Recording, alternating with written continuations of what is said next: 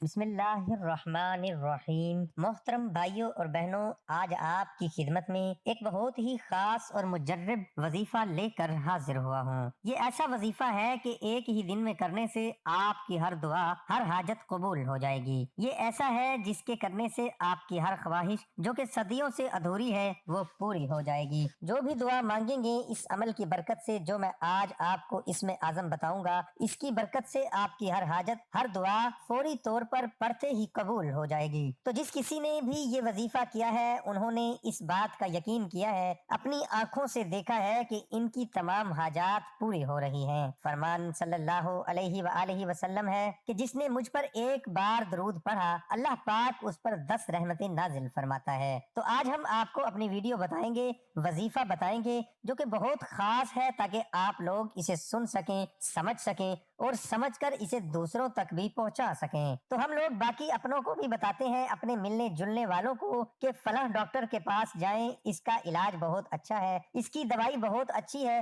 وہ بہت اچھا علاج کرتا ہے یا بہت اچھے مشورے دیتا ہے۔ تو سب لوگ اس کے پاس بھاگے دوڑے چلے جاتے ہیں۔ تو اب اگر وہ سب صحت یاب ہو جاتے ہیں تو اس کا دار و مدار سب آپ پر ہوتا ہے کہ آپ کی وجہ سے دوسرے لوگوں کو بھی صحت ملی۔ لیکن اگر اس کے برعکس آپ لوگ ایسا کریں کہ خود تو صحت یاب ہو گئے، اس اچھے حکیم، اس سچے ڈاکٹر کا پتہ آپ کسی کو بھی نہیں دیتے ہیں، تو آپ لوگوں کو اس کا کوئی فائدہ نہیں ہوتا۔ تو دوسروں کے ساتھ بھی اگر نیکی کی جائے تو وہ نیکی ہمارے لیے بہت زیادہ ثواب کا باعث ہوتی ہے۔ اسی طرح سے اگر کوئی میں آپ کو روحانی وظیفہ بتاتا ہوں اور اس روحانی وظیفے کی برکت سے آپ کی زندگی بدلی ہے، آپ کو کچھ حاصل ہوا ہے، تو آپ لوگ اپنے دوسرے بھائیوں کو بھی وہ وظیفہ شیئر کیا کریں، تاکہ اس سے ان کو بھی فائدہ پہنچ سکے۔ ہو سکتا ہے آپ کو اس وظیفے سے فائدہ نہ پہنچے، لیکن جو آپ کے بہن بھائی جس خاص مشکل میں ہے، پریشانی میں ہے، کوئی خاص بیماری ہے، جسم کے کسی عارضے میں لاحق ہے، کسی بیماری کا مسئلہ ہے، کچھ بھی ہے، تو وہ یہ وظیفہ کریں۔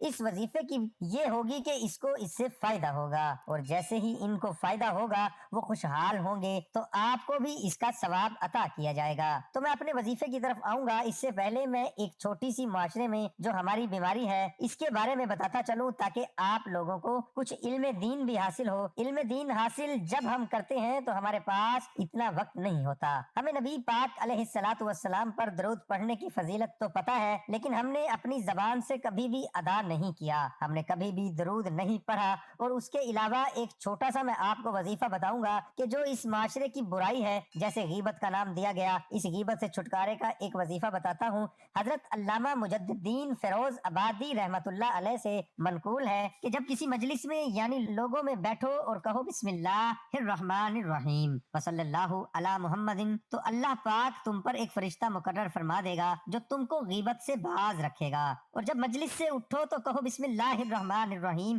وصلی اللہ، تو فرشتہ لوگوں کو تمہاری غیبت سے باز رکھے گا۔ تو ماں باپ، بہن بھائی، میاں بیوی، ساس بہو، سسر داماد، نند، بلکہ اہل خانہ و خاندانی استاد و شاگرد، سیٹ، سیٹھو، نوکر، تاجر و گاہک، افسر و مزدور، دنیا دار، دیندار، جوان الغرض تمام دینی اور دنیاوی شعبوں سے تعلق رکھنے والے مسلمانوں کی بھاری اکثریت اس وقت غیبت کی خوفناک آفت کی لپیٹ میں ہے۔ ہماری کوئی بیٹھک عموماً غیبت سے خالی نہیں، بلکہ سارے پرہیزگار نظر آنے والے لوگ بھی بلا تکلف غیبت سنتے، سناتے، مسکراتے اور تائید میں سر ہلاتے نظر آتے ہیں۔ چونکہ غیبت بہت زیادہ عام ہے، اس لیے عموماً کسی کی اس طرف توجہ ہی نہیں ہوتی کہ غیبت کرنے والا نیک پرہیزگار نہیں، بس پرہیزگار نہیں، فاسق و گناہگار اور عذاب نار کا حقدار ہے۔ قرآن و حدیث اور اقوال بزرگان دین سے منتخب کردہ غیبت کی 20 تباہ کاریوں پر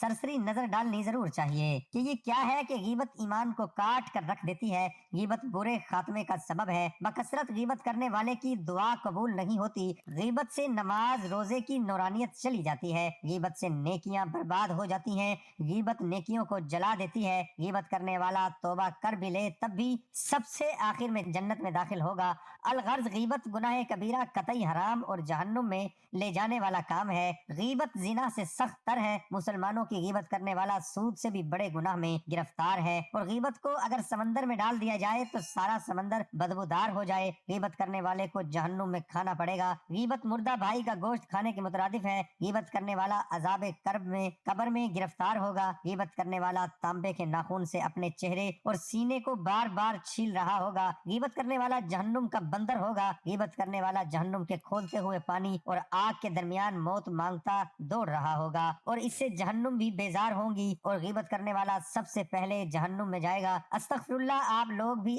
آج ہی سے یہ نیت کر لیں کہ آج کے بعد کبھی بھی آپ کی زبان سے غیبت کا کوئی بھی لفظ سرزد نہیں ہوگا۔ کسی کے بارے میں آپ غیبت نہیں کریں گے تو ہم موضوع سے ہٹ نہیں رہے، تو ہم موضوع سے ہٹے نہیں ہیں۔ آپ لوگ اگر یہ سمجھ لیں کہ موضوع سے ہٹ گئے ہیں، بلکہ ہم نے آپ کو کچھ علم دین کی باتیں بتائی ہیں، اگر یہ میری باتیں کسی کے دل میں اثر کر جائیں تو اس کا اجر آپ کو ہی نہیں مجھے بھی ملے گا۔ تو میں آج جو آپ کے لیے وظیفہ لایا ہوں وہ چند کلمات کا وظیفہ ہے، چند لفظوں کا وظیفہ ہے۔ یہ بس بالکل چھوٹے چھوٹے 5 الفاظ ہیں، اور ان الفاظوں سے کیا ہوگا کہ 3 مرتبہ پڑھنے سے آپ کی ہر حاجت جو آپ کے دل میں ہے، جو صدیوں سے پوری نہیں ہو رہی، پڑھتے ہی پوری ہو جائے گی، اور آپ کی ہر خواہش پوری ہو جائے گی۔ آپ نے کس طرح سے پڑھنا ہے میں بتا ہی دیتا ہوں، آپ لوگ پینسل کاپی اپنے سامنے رکھ لیں اور اس کو کر لیں کہ یہ وہ کلمات ہیں جن کی وجہ سے ہر دعا قبول ہو جاتی ہے۔ تو آپ نے کیا کرنا ہے کہ دن کے کسی بھی حصے میں کسی بھی نماز کے بعد جب جائے نماز پر بیٹھیں تو جائے نماز پر بیٹھ کر آپ نے ان کلمات کو صرف 3 مرتبہ پڑھنا ہے، اور ان کلمات کے وسیلے سے دعا مانگنی ہے۔ سب سے پہلے آپ نے پڑھنا ہے یا اللہ، یا ہادی،